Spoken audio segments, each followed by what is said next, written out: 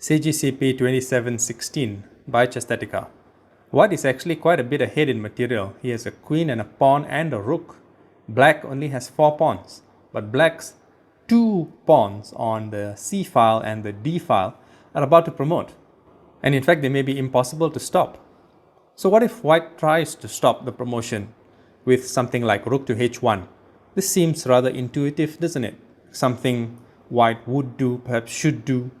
Well then, black intervenes with a promotion to queen. Naturally, white captures the queen. And after black recaptures with promotion to queen, white might try for a discovered check with king to e3, king to c1. Capturing this pawn would be a mistake because of queen to d2, skewering the king against the queen. So queen to a5. And after b2, white is going to lose this game. For the same reason, queen to f1 is an even worse move, because after d1, queen, maybe rook to h1, queen captures queen, rook captures queen, c1 queen, rook captures queen, king captures rook, and white is lost here as well. The pawn on the b file can't be stopped. Looks like an intriguing study, doesn't it? How does white play to win? Let's look at the analysis. So as you can see from the analysis, this is essentially a drawn position at best, save for one key move, and one key move only, and that is queen to d5. Now you might be wondering, what does this achieve? Well, let's take a look.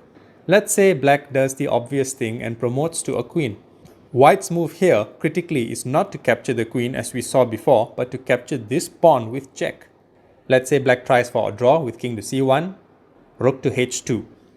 Black tries for some counterplay, queen to e1 check, king to f5, queen to a5 check, king to g4, and suddenly black seems to have run out of checks.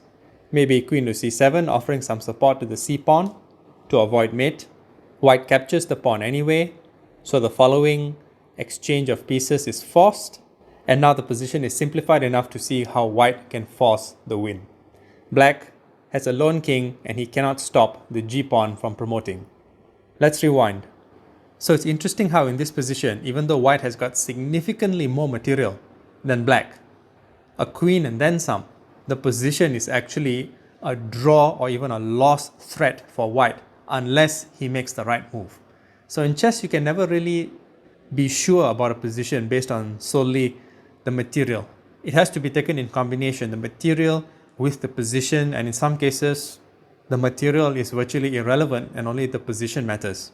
And this is one of those positions where the material is irrelevant and the position matters. And furthermore, you really need to find the right move or you stand to lose or draw at best. Okay, but what if b2? What about that? Well, this allows queen captures pawn on the d file. And now black tries promoting with c1 queen. Doesn't matter. Rook to h2. Same plan. Let's say black tries g4. Queen captures pawn, queen captures queen, rook captures queen, king captures rook, king to f4, and black is also lost. Hope you enjoyed this study. Until the next composition.